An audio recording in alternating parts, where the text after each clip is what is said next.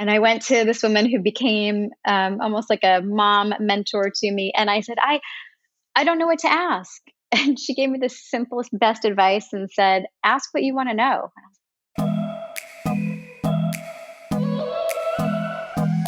Welcome to Working Women Mentor, a podcast for women in business with a mentor mindset.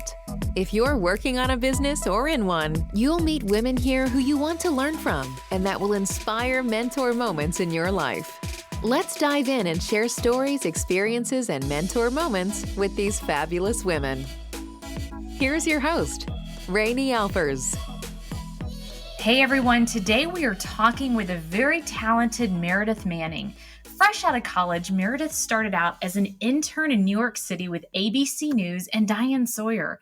After 2 years, she decided to make the leap over to Dallas, and she landed at one of the best local stations, WFAA, where over the course of 8 years, she honed her skills in all areas of television news as a field producer on multiple nationally televised stories and later as an investigative producer. Eventually, later, she was a freelancer on major network shows such as Good Morning America, CBS, 2020, CNN, Inside Edition, Fox Sports, and so many more. Eventually, Meredith started her own company, Meredith Manning Productions. And you'll love this about her, along with many things. She can help you find your essence in this visual world. Let's meet Meredith. Meredith, how have your first years in business been for you? You know, it's been great. And it's a new experience being your own boss and hiring the people who you trust. But it's been incredible because as scary as it can be sometimes, not necessarily knowing where your next project is, it's also sort of unlimited.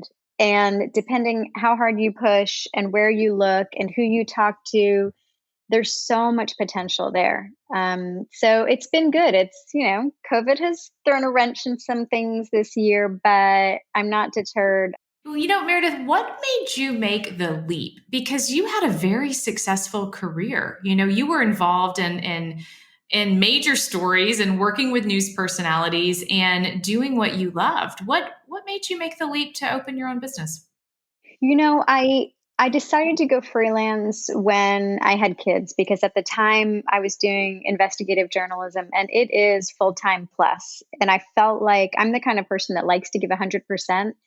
And it's really hard to give 100% to a career like that and 100% to children. So I had to find a new way to do it. I sort of am one of those people I always knew I needed and I wanted to work and kind of, keep a finger in it. So I went freelance, and that basically in the news business, that means that you're on call, especially in news, it's kind of last minute. So you can get a phone call at 4 a.m, some major thing has happened, you run, you go, you don't know how long you're gone. I kind of moved away from that because it's hard. It's hard to do that and to be a parent and to be available when you need to be.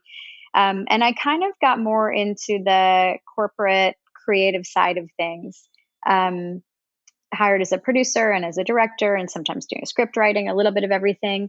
But the idea that I could hire the people that I wanted to work with and really reward those people who I think are so talented and so good and find the projects that I wanted to work on, it sort of all came together and made sense for me to just start my own company. And the good thing is that, in this business, in any business, when you have a good track record, when you don't burn bridges, when you treat people well and they trust you, when you start your own business, they really want to help you. So some of the same people who I worked for as a contractor are now my clients. And it sort of came together in this perfect way and has been so nice for me, not only to have projects for myself, but also to provide work for people who I've worked with for so many years. And it's been a good pay it forward in some cases to just help those people too. Well, yeah, it sounds like you're able to give back to them. You're able to support them in the same way that other people have supported you with making them their own freelance or giving them their own freelance opportunity. Have you had a mentor in your life that's really giving you great advice or changed the direction of your career or your personal life? I've had several along the way. I mean, early on when I first started, talking about interviewing is one of my favorite things, doing interviews and bringing bringing this human side to the forefront. And early on, one of the first assignments that I had when I started out of college, and they were having me interview all these people. Well, I didn't know what to do. And I was like, and I went to this woman who became almost like a mom mentor to me. And I said, I don't know what to ask.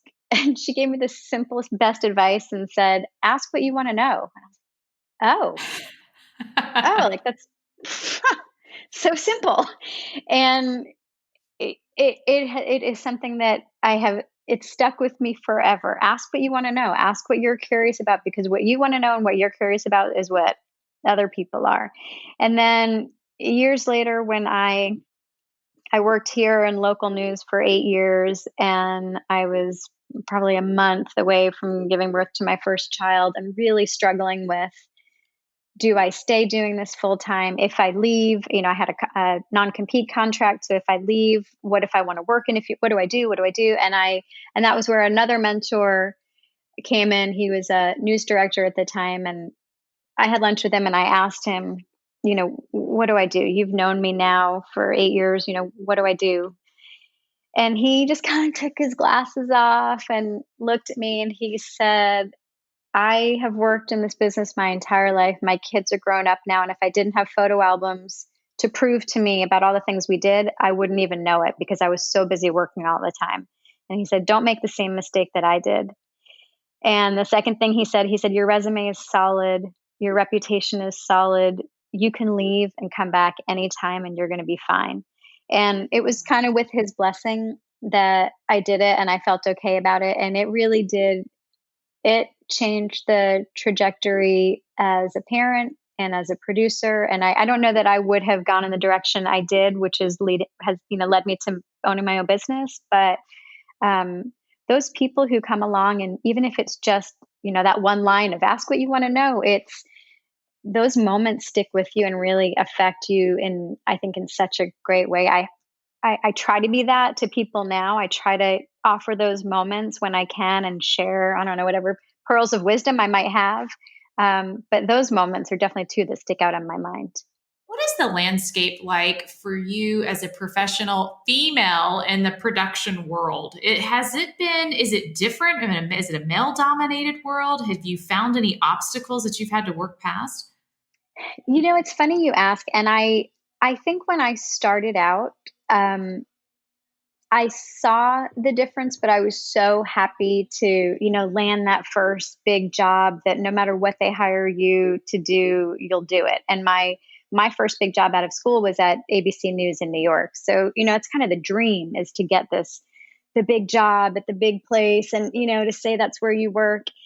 And I looked around as an entry level employee, and the women, we were hired, our titles were production secretaries, and the guys were hired as production assistants. And the main difference is that they were hands-on with production work, where you were more, the women were more kind of working for somebody and assisting somebody. And it's not that you weren't learning, it was just different. I really, when the Me Too movement really kind of came to the forefront, and I think so many of us started reflecting and thinking about our careers and what we had done. And when I really looked at it and had some perspective, I'm not someone who's deterred easily, but when I look back at how hard I've had to work in what is really a male dominated field, it's been a lot of work, more work for me as a woman than as a man. And I had this moment, I was producing a story at an all girls school here in the Dallas area. And I had my team that day, they were all men. And some of the girls were watching what I was doing, and they were watching me. I was, directing what was going on. And one of the little girls said to me, Are you the boss of all the guys? I love it. And I said, actually, yes. Today, I said, we're a team. We all work together. But yes, today I am the boss of the guys. And I was so proud to be able to say that to all these little girls who were watching. And it's true. This is, production for a long time has really been a male dominated business. I think in some cases it still is, but there are so many talented females, and so many in every part of it, in writing and directing and producing and shooting and editing. And it wasn't always that way. And we still have to work harder because I think there's still this perception that it's not necessarily our field, but that's a challenge I accept. Bring it on. And what bring it on, Bring exactly. it Why on. is that? Why is it perceived that it isn't a female dominated field, or that there is more opportunity for us in that field? I mean, is it just the nature of the news over the years and how that has been brought to folks and to the public, or is what is it? I think it's like a lot of professions. It's the professional fields overall, going all the way back to when my mom was in school. I think so many of those fields were male dominated. A woman's place at the time was at home or raising a family, and the men were the breadwinners. And although that has certainly changed, I know in so many fields, and even in college, there are more women than men. But changing that perception across all different industries is hard, and it takes work, and it takes men seeing women as equals and women seeing themselves as equals. Um, so I don't know that it's just limited to production. But, I think, like I said, I think it's across a whole number of fields. But Mm-hmm. there are so many women in the news business, which I'm not in as much. I really don't do that anymore. But women in the news business and in production now, we're definitely saying we're here. We're here. We're at the table. We're not going anywhere. It almost requires a higher level of emotional intelligence, because once you've entered the field, you then have to be aware of what is going on, how to adapt to that, how to respond if something happens, how to understand how to understand that you are coming into a field that has been predominantly run by men. And it requires, I think, just starting there, it requires a lot more emotional intelligence to handle it. It does. And even in the last couple of years, I've had just those few instances where somebody says something like, "Oh, you know how to do that?" Or and I kind of think, really, really, Yeah, really. do I still have to defend this? And it doesn't bother me as much anymore, because at the end of the day, I'm paying that person's paycheck. So you can question, but you're working for me today. So Yeah. that's what I go home thinking. And I think the part for me in production, and something that I pride myself on, is when I interview someone for a video. And I think this is where, for me, being a woman is different. It's what you were just saying about emotional intelligence. When I interview someone, I come at it differently. I want to connect with them. I want them to feel comfortable. I want them to feel natural when they're on camera, because I've been able to develop that relationship with them. They shine. That's not always something that, I'm not saying that men can't do that. I'm saying that women come at it differently. We approach things differently, and we are the ultimate multitaskers. Oh, And yeah. and in production, you are multitasking. You're making sure that that light is taken care of, and you're on time, and the logistics are done, and the interview is good, and you have the shots you need, and you have so many things swirling at once. And it's not unlike anything else we do in our lives, having kids or having families. You have to multitask. How many women do you know that actually sit on a phone call and aren't folding laundry or doing something at the same time, or outside looking at plants, or who knows what? You're just always doing something else. When you're trying to interview someone and get their story, what is some advice, or how is it that you pull out really what does make them shine, Meredith? You know, I had this conversation with someone once, and she said to me, and I've stolen them. I've run with the word ever since. But she said, "You know how to find someone's essence. What it is that makes them, that they may not even realize they have." And honestly, the biggest part for me is actively listening. And that's not, I say actively because it's not just hearing what they're saying and then moving on to these pre-written questions that I have. It's really listening, and it's watching it's watching their nonverbal cues. It's seeing the look on their face. Mm-hmm. It's kind of thinking, okay, they just said something, but I can see that there's probably more. Sometimes it's just waiting, and it's giving them time continue on with what they're saying. Because when people try to say what they think they should say on camera, oh, it doesn't work for me. I've tried that before, by the way. It doesn't work. I remember leaving an interview where we were trying to have, we were working on a branding video or something, Mm-hmm. and I left sweating, and I'm actually very comfortable answering questions. I was hot. I was bothered. I was all kinds of things by these questions. And I felt like I was giving sound bites. It was Yes. so unnatural. And I know what you mean. It just comes across as glib marketing, in my opinion. I mean, it's just not authentic. No, and there is so much content out there across social media, across broadcast, across like branding videos, advertising, that I think that the public is smart enough to know when they're hearing a soundbite versus when they're hearing something that's really from the heart. And that to me, I can write a script. I'm capable of it, but I much prefer doing an interview that's natural, seeing where things go, letting it flow, and then taking it and piecing it together and creating this beautiful, whether it's a branding video, whether it's a corporate video. I'm more on the sales side. And it's getting the message that you need, because obviously that's part of marketing, is making sure you're on message, but it's doing it in a way that people can relate to it.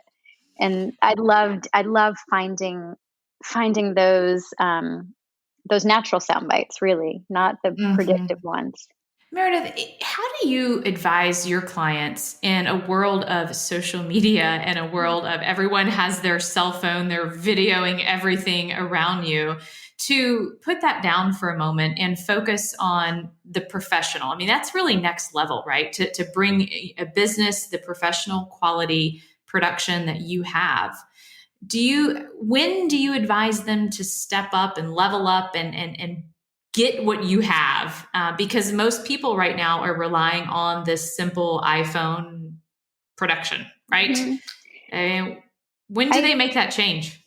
I think it's a really good question. And I'll use an example that, when I worked as a journalist, journalists were a community that you either, you were a newspaper journalist, a magazine journalist, television. Social media wasn't really a thing yet. Now you have citizen journalists all over the place. There's a part of that that's great, because there are people who are reporting, quote unquote, in real time.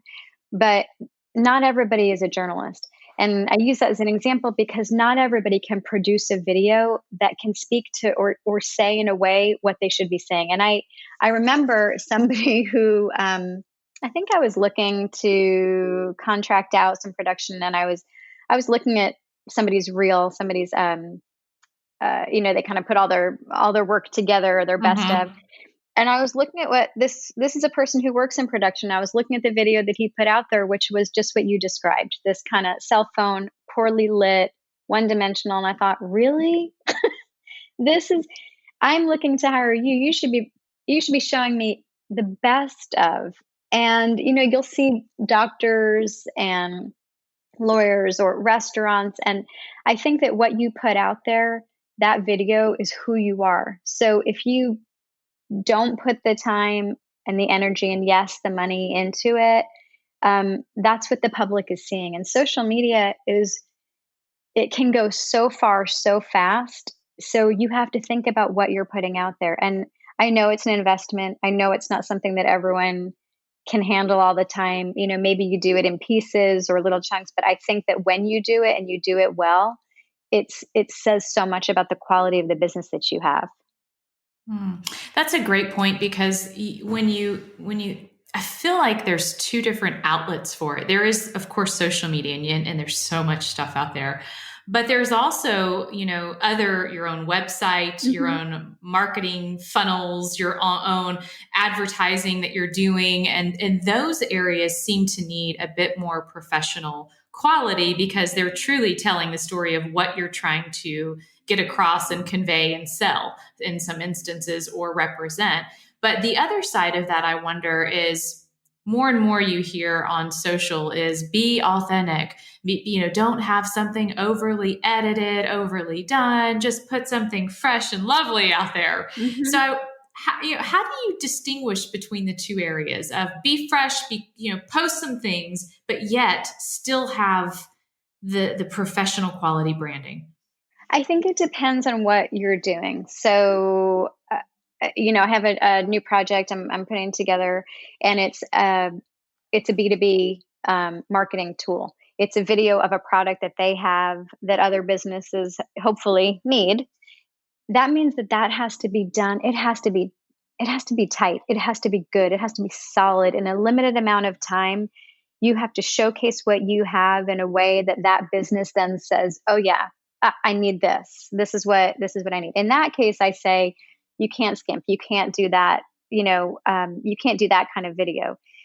I think in the where I was talking about, doing a really professional video that is authentic, those are the ones that I love. I love when that true essence, to use that word again, of a person or the spirit of a company comes through. In that sense, I think you still need to make the investment in it so that it looks professional, that feels authentic.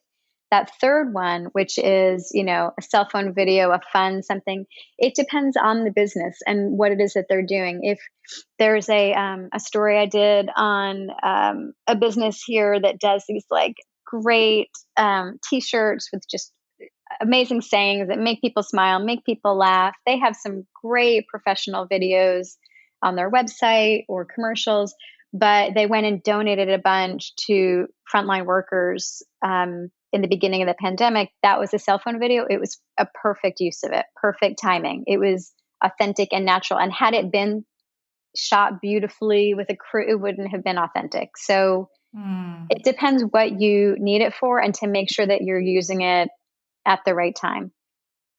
Well, if I'm coming to you for video production, I have to say it's a little scary, Meredith, because it's, as any, business owner, you don't really know what you need. And I think that's what we run into. There's a fear there before we come to someone like you, that where we're feeling uncertain really of what will you expose of us, like what is there's a lot of insecurity going on before we get to you. So what suggestions do you have for a business owner that's considering it, but not sure where to start or what you would need from them really to do your part? If you have a good production company, a good producer, I will make sure in advance that you have what you need. That onus should not be on you, because, you have your business, whatever it is, a store, a restaurant, an insurance business. So that's on me to come in and say, okay, here's how we're going to take your business and make it look the best. And that's where I go back to the people who I work with, who they understand the lighting, they understand how to shoot it. We have a makeup artist. We have, depending on what you need. But the hard part, I think, sometimes is saying, okay, I have this business. What is it that what part of it should I be marketing? What part of it should I be out there? And that's something that, in me kind of helping people discover their essence, discover what it is that makes them unique or what sets them apart, it sometimes becomes really clear. And that's where I lean on my journalistic roots, because you have to find the hook. And that's no different in a news story than it is for a business. Is what is it that you have that you can offer people, and what will they pay attention to? And for any business, that's what we have to figure out. What makes us different than any other business out there that does the same thing? But I think somebody just needs to kind of be realistic with, okay, what is my budget? What can I spend? And then talk to a production company that says, okay, here's what I can realistically offer for that. But let's figure out together, what do you want to say? What do you want to come from this? As far as, making sure that somebody feels comfortable with it and that they like what they see, that's where they have to look at it at the end and say, I love it. And if they don't, we make changes. And if they look at a spot and say, oh, I hate that, I see a double chin, or I hate that shot, or then you change it. Because at the end of the day, the goal is that I produce something that my client looks at and is just giddy. That's what I need. I need them to just feel so good about it. And if they don't, then we go back and we do it again. But I'm happy to say, knock on wood, right around me, there we go, that rarely happens. I haven't had somebody ever at the end of a project say, I hate it and I'm never going to use it. You mentioned being a mom, Mm-hmm. having to juggle all of these things while you are a hardworking mother. And how has that changed you this past year with the pandemic? I mean, have you had more time at home? I know that while you're trying to focus on your business and write more and do different things, we're still mothers. We still have families. We still have all sorts of other things going on. How has that been for you? My kids are older. I have teens. So that makes it a little bit easier than anybody who has, a child that's elementary age, where you really have to be, aware of what they're doing at all times. It was interesting at first because, we realized like even our internet connection could not handle my daughter on school on Zoom and me trying to record an interview on Zoom. So I had to say, can you, can I do an interview at 2? Can you get off for a little while? Can I You're record something? negotiating. Can you make sure can you keep the dog in your bedroom so she doesn't bark when the doorbell rings and I'm interviewing? And yeah, it was kind of a dance. And I think kids, no matter the age, they're suffering and they're having a hard time, and socially and emotionally they need us to. We're having hard days, but they're also, so we balancing that too with working and with trying to make sure that as a mom I'm supporting what they need and what they need me to be. And but I think the time has been really nice. I think we're all normally in such a rush mode, and just having that time even in the house together where she's off of school and I stop work for a little bit and we eat lunch and then kind of go back to our corners of the house and do some work again. And it's been a good thing. And I going back just to being a working mom, I have daughters, so for them to see me working and being a parent and being in, when we talked about a male dominated field, that's something that's really important and has always been important for me to show them that women can do it. We can figure it out. We can make it all work. It takes work. It's not always pretty, but we can do it. We really can. One of the comments that my son made in March or April, must have been April, he said, "Mom, I didn't know you worked so hard during the day." And that made me laugh because but also a bit proud too, because I thought, well, they don't know what we do during the day. We drop him off at school. I mean, he's 9 now, but we drop him off at school. We pick him up at 3 and they have no clue. Yeah. And you see us juggling and phone ringing and conversation after conversation, his eyes were wide open watching me. And it was, I appreciated his observation. I really did. It's a really good thing. And it's not that we don't want to be mom to our kids. I mean, it's a role I'm really proud of and I love, but I think it's also good for them to see us in that other role too. I think it's really Exactly. healthy. Yeah, I would agree with that. It's not one role defines us. No. We have many. That's an incredible moment. You were vulnerable enough to ask. You wanted the peace of mind to hear it from someone else, and isn't that sometimes a lot of it? And look at how it worked out for you, Meredith. I think what is so incredible about your business that you've built is that your journalistic talent gives you the ability to almost be a marketing coach, a brand manager. You have it all packed into this video production, this production company. And you are so much more and multi-talented from just our conversation. Thank you for being on this episode. I think in a world, as you say, a visual world, we are lucky to have someone like you. Well, thank you so much. Thank you for the opportunity. I love that you're doing this and you have great interview skills. So there you go. Well, interviewing a journalist is a little intimidating, I must say. Now that I didn't think about it before, but now I'm really thinking about this, Meredith. But you did really well, and you asked the things that you were interested in. It worked out, so I enjoyed it. I'm always on the other side, so it's really interesting for me to be on this side and answering questions. It's fun. Thanks for listening to Working Women Mentor. Help us spread the word to more women like you by leaving a review on Apple Podcast and subscribing. You see, your review helps Apple know that women like you want to listen. It only takes a moment to make an impact. Find us online at ranialfers.com/podcast. Check back weekly for new episodes. Cheers, and see you next time.